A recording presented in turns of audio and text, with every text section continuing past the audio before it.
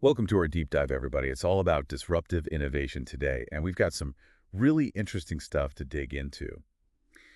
From the book, The Innovator Solution, it's by Clayton M. Christensen and Michael E. Rayner. Oh, that's a good one. Yeah. Yeah, it really isn't. We're going to be looking at, what makes a product or a service like truly disruptive. Yeah. How these disruptors, how they shake things up, how they make these big changes, and what strategies they use to actually succeed, to really win. Yeah, that's the key, right? Because it's one thing to disrupt, but it's another thing to actually make it work. Totally. And, get ready for some aha moments Mm. because we're going to be uncovering some patterns behind disruption and, Y- maybe we'll even learn how to spot some of these opportunities for ourselves. I think people always want to know that how do I spot the next big thing, right? Right. Yeah. Exactly. That's the $1,000,000 question. And one of the things that I think is really interesting about this whole topic is that disruption, people think it's like just some radical new technology coming out of nowhere, but it's often way more subtle than that. Yeah.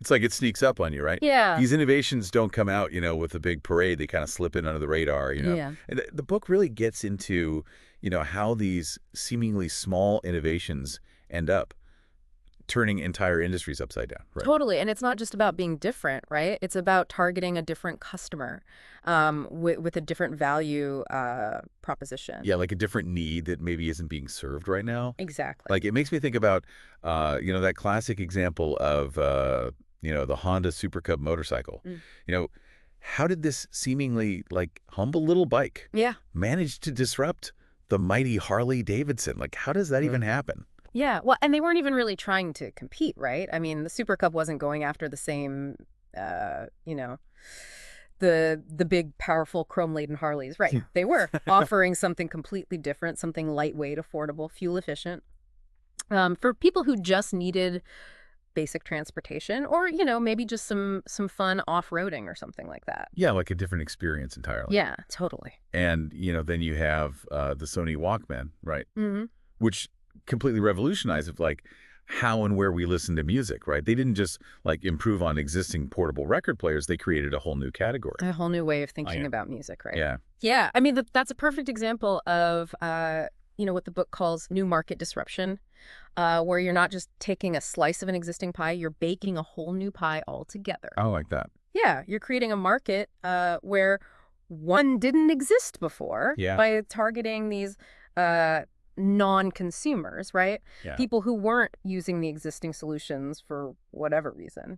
Right. Maybe they just didn't have access or it was too expensive or Yeah, they exactly. didn't even know that they needed it, Yeah, totally. until it came along. That's the real magic of it. Yeah.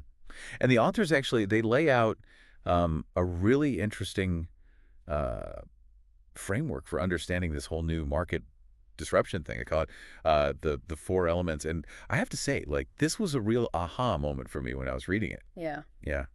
What about you? Yeah, no, the four elements are really they're really powerful. Okay, so let's dive into those a little bit. All right. So the first element is about identifying these non-consumers, right? Hmm. The people who are struggling to get a job done, right? They have a need, but the existing solutions are either too expensive, too complicated, or just not accessible. So it's not just people who aren't buying a product. Mm-hmm. It's people who have a problem that isn't being addressed adequately. Exactly. They have a need, but it's not being met. And then the second element is about, delighting these customers with simplicity and convenience. The initial product might not be perfect, but it needs to be good enough, right, to solve their problem in a way that's easy and enjoyable. Think about those early personal computers. They weren't nearly as powerful as those mainframes of the day, Right. but they were affordable, relatively easy to use, and they opened up a whole world of possibilities for people. Yeah, and that's what's so cool about it. It's like Yeah. you're not trying to compete on, the traditional measures of performance. You're creating a whole new playing field with different A rules. little different game. Yeah. And then the third element is, employing sophisticated technology, but deploying it in a way that makes the product foolproof, accessible. It's not about showing off how fancy your tech is. It's about making it work seamlessly for the user. Right, like Apple, making those computers that anyone can use with their Yeah. simple interface and that really sleek design. It seems so obvious now, but at the time it was really revolutionary. Oh, it was a game changer for sure. Yeah. Yeah. And then finally, the fourth element is, creating this new value network with distinct channels and venues. And this is where I think things get really interesting. Yeah. It's not just about building a great product, right? You Yeah. got to get it into the hands of the right people. Exactly. Distribution is key. And the traditional channels often, they aren't really a good fit for disruptive innovations. They're set up to serve the existing market, not the new market you're creating. So Wow. you got to get creative.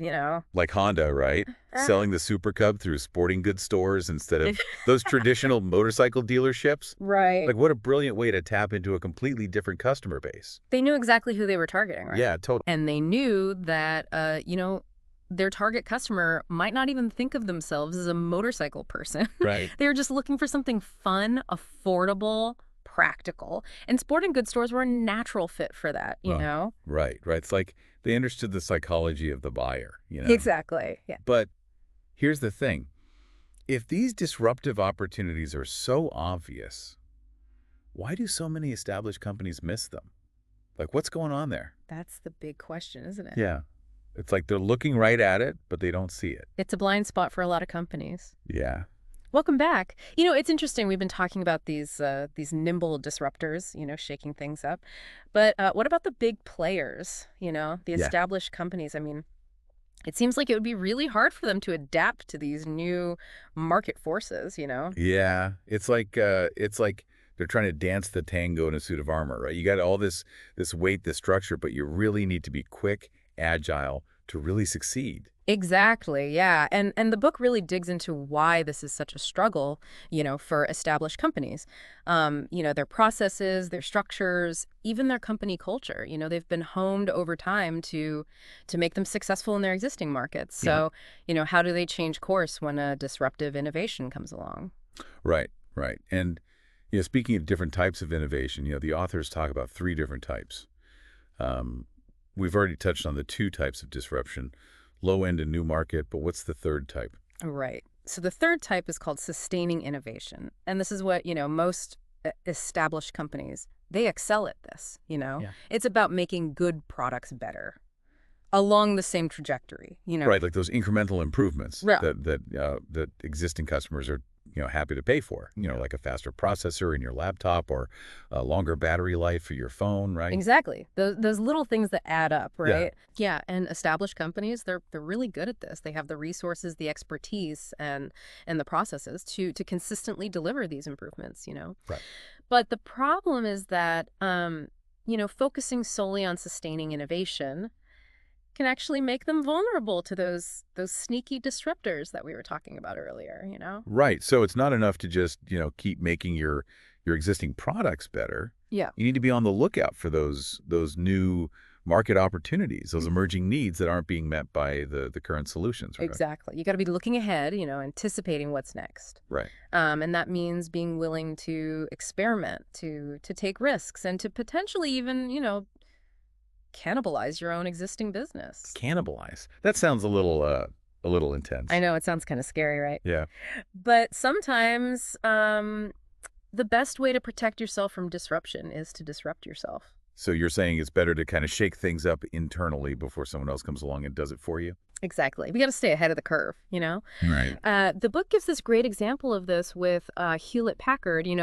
They were the leaders in laser printers. Yeah. But they didn't shy away from developing inkjet technology, even though it meant, potentially cannibalizing their own laser printer business, Right. which Yeah. was, highly profitable at the time. Yeah, it was a bold move. It was. It seems like it paid off, though. It did. They ended up capturing a huge share of the growing inkjet market. Right. So they were able to kind of ride that wave. They did. But this begs the question: how do you manage all three types of innovation within a company without everything descending into chaos? Right. Yeah, that's the challenge, isn't it? Yeah. The authors recommend creating separate organizational structures for each type of innovation. Think of it as having dedicated teams, each with its own focus, its own metrics for success, even its own culture.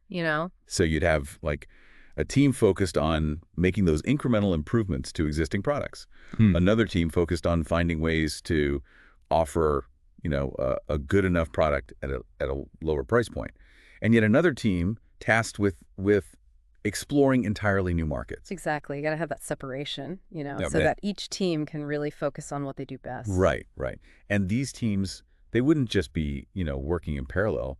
They would need the freedom to kind of operate independently, right?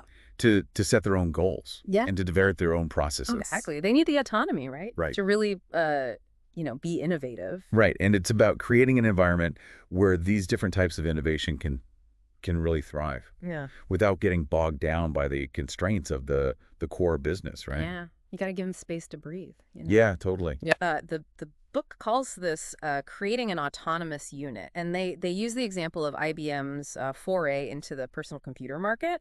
They set up a team in Florida, far away from their their mainframe headquarters, and they gave them the autonomy to operate like a startup. Oh, interesting. Yeah. And so that separation was really key to their success. It was. That team, they were able to develop a completely different mindset, a different culture, and ultimately a product that, revolutionized the computing industry. Right. It's like they were given the freedom to kind of break the mold. Exactly. And create something new. Yeah, they weren't bound by the old ways of doing things, you know? Right, right. That's a great example of how, structure can enable innovation. But structure isn't everything, right? Right.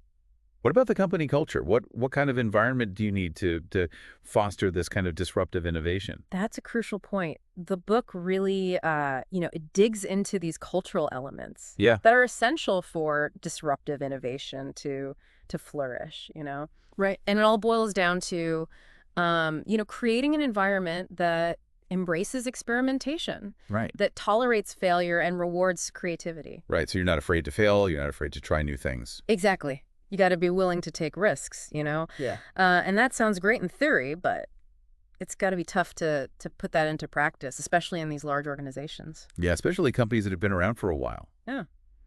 And have, maybe a certain way of doing things. Right, right. They get stuck in their ways, Yeah, yeah. The book talks about the importance of discovery-driven plans, Can you explain what those are? Yeah, so it's this really interesting idea of approaching planning as an ongoing process of learning and discovery, right? So instead of locking yourself into this rigid plan, you create a plan that's designed to test your assumptions, to gather feedback, and to adjust your course as you go. So it's less about, following this predetermined roadmap and more about kind of navigating by the stars, so to speak. Exactly. Yeah, you got to be flexible, Yeah. And that requires a different mindset, right? One that embraces uncertainty and is comfortable with pivoting when necessary. It's about being agile and responsive to the ever-changing landscape of innovation, right. which is always changing. Right, right. And this all kind of ties back to that idea of being willing to cannibalize your own business, right? If you're constantly learning and adapting, you might end up, developing something that competes with your existing product. Exactly.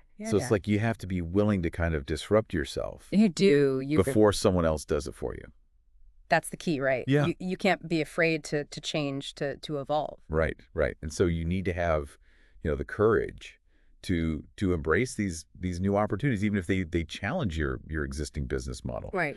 But courage alone isn't enough, right? Right. You need resources to bring these disruptive innovations to life. You're absolutely right. Resources are often a major stumbling block for established companies, Right, yeah. Disruptive innovations can require significant upfront investment, but they might not generate substantial returns for several years. Right. And that's a tough sell. It is. To executives who are, focused on quarterly earnings. Yeah, they want to see results now, Right, right. Yeah. It's like trying to convince someone to invest in a seed that might take years to grow into a fruit-bearing tree. It's a great analogy, yeah. And the book, it suggests a few strategies for overcoming this challenge, Okay. One is to create a separate budget for disruptive innovation so that those projects, aren't competing for resources with the sustaining innovation projects. Right. They need their own dedicated funding. Right, right. So they're not constantly fighting for scraps, Exactly. And then they can really focus on what they need to do. Yeah, they need that freedom. Another strategy is to to use different metrics to evaluate the success of these disruptive innovations. So instead of, focusing on traditional measures like return on investment, you'd look at things like, market share or customer acquisition cost and customer satisfaction. Exactly. Yeah, because those metrics are more aligned with the early stages of building a new market. Right, right. When you're not necessarily focused on profitability yet. Right. It's more about building that foundation. Exactly. Right. Yeah. And finally, and perhaps most importantly, you need to be patient. Oh, patience is a virtue, It is. It is. especially in the world of business, right? Especially with disruptive innovation. Right. It often takes time to develop and gain traction. Right. It's not a sprint, it's a marathon. Yeah, yeah. You got to be in it for the long haul. You do. And you need, leadership that has the vision Hmm. and the commitment to stay the course, even when things get tough. Yeah, exactly. You got to have faith, Right, right. You got to believe in what you're doing. Totally. Welcome back to the deep dive. It's amazing how much ground we've covered already, from like how disruption actually works to the challenges that it poses for those big companies. But now I'm kind of curious about like the ripple effects, Yeah. Disruptive innovation, it doesn't just impact those companies, does it? No, not at all. It changes whole industries, Yeah. maybe even economies. Yeah. It's like throwing a stone into a pond, right? Oh, yeah. The ripples just spread out in every direction. Yeah, yeah. And the book actually, it highlights how disruptive innovation, it's like a powerful engine of economic growth, right? Yeah, absolutely. It drives that productivity. It creates all these new industries, and it leads to higher standards of living, right? Yeah, yeah. It's a force for progress. Yeah, totally. And we often hear about the companies that are, disrupted, but what about like the other side of the coin? What about the opportunities that disruption creates? Yeah, that's where things get really interesting, right? Yeah, it's like the silver lining. Exactly. Think about the rise of personal computers, right? Okay. It wasn't just about IBM or Apple. It led to this whole ecosystem of software companies, internet businesses, and entirely new industries that we couldn't have imagined before. Right. It's like this chain reaction of innovation. Exactly. Each disruption just leading to more and more possibilities. It's a beautiful thing. Yeah, totally. And this ripple effect can even impact like national economies. Well, absolutely. The book, it points out that countries that embrace and foster disruptive innovation, they tend to be more competitive and more prosperous in the long run. They give the example of Japan, right? Yeah. In the post-war era. Yeah, that's a classic example. Yeah. Companies like Sony, Toyota, Honda, they were masters of disruptive innovation.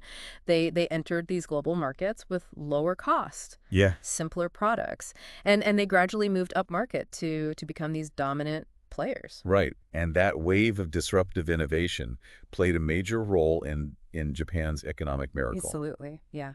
But the authors also warn that there's kind of a flip side to this too, right? Right. Countries that resist disruption and cling to the status quo, Yeah. they can really fall behind. They can. They use the example of the U.S. steel industry. Their struggles to adapt to the rise of mini mills. Right. Those mini mills were disruptive because they were smaller, more flexible, and they could produce steel at a lower cost. But those established steel companies with their giant integrated mills, they were really slow to adapt. It's like they were too big to change, to pivot. Yeah, they were too focused on defending their existing business rather than embracing these new technologies and new market opportunities. Right. And as a result, they lost market share and saw their profits decline. Unfortunately, yeah. So the lesson here is that disruption it's a global phenomenon. It can impact individual companies, entire industries, and even national economies. It's a force to be reckoned with, you know. And it underscores the importance of being adaptable, embracing change. Absolutely, yeah. But as we've been, kind of talking about the impact of disruptive innovation, I keep thinking about like the potential downsides. It's not always this win-win situation, is it? You're right. It's easy to get caught up in the excitement of innovation and overlook the fact that disruption can create winners and losers, and sometimes those losses can be pretty significant. Yeah. The book, acknowledges this. It points out that disruption can lead to job displacement, Right. and economic hardship for some individuals and communities. Hmm. It's a real human cost that we need to be mindful of. Absolutely. Think Yeah. think about those steel workers who lost their jobs, Yeah. when the mini mills came along. I mean, their lives were upended. Yeah, it's a tough reality. Yeah. But even with those challenges, the book ultimately argues that disruption is a force for good. Right. The authors point out that it often leads to the creation of new, better jobs in the long run. Those jobs may require different skills, and they may be located in different places, but they often offer higher wages and better working conditions. Right. So it's not just about jobs either. Mm. Disruption also leads to lower prices for consumers, right? Yeah. Improved quality of goods and services, and increased access to things that were previously out of reach for a lot of people. Right, right. It makes things more affordable, more accessible. Yeah. It raises the bar. Yeah. So it's a complex picture, There's- with both uh, positive and negative consequences. Absolutely. And it's important to be aware of those trade-offs, It is. as we think about the role of disruptive innovation in Yeah. society. You've got to be thoughtful about it. Right. Why? You can't just blindly embrace change. Yeah. We need to find ways to harness its power Yeah. while also mitigating those negative impacts. Exactly. Yeah. It's about finding that balance. Right. Between progress and fairness, between embracing the future and protecting those who are vulnerable. Right. And that's a conversation we need to be having as a society. Yeah. Because disruptive innovation isn't going away. It's only going to accelerate in the years to come. Right. Right. So this is where, policymakers and business leaders, they have this crucial role to play, don't they? They do. They do. It's about creating policies that support workers Yeah. who are displaced by disruption, Yeah. Mhm. investing in education and retraining programs and fostering a culture of entrepreneurship and innovation. Exactly. We got to create a system that supports people through these transitions. Yeah. Right. Well, this brings us to the end of our deep dive into disruptive innovation. It's been a fascinating journey, hasn't it? It really has, yeah. We've learned so much about how disruption works, how to spot these opportunities, Yeah. and how to navigate the challenges that it presents. Yeah. And we've also been challenged to think about like the broader implications of disruption. Yeah. Not just for businesses, but for society as a whole. Yeah, it's bigger than just the bottom line. Right. Right. So as we wrap up, I want to leave you with a question to ponder. Hmm. What are the disruptive forces, at play Yeah. in your own industry or field? What are the unmet needs, the emerging technologies, the shifting customer preferences that could create opportunities for disruption? Yeah. Don't wait to be disrupted. Be the disruptor. I love that. Thanks for joining us on the deep dive. Until next time, keep exploring, keep learning, and keep disrupting.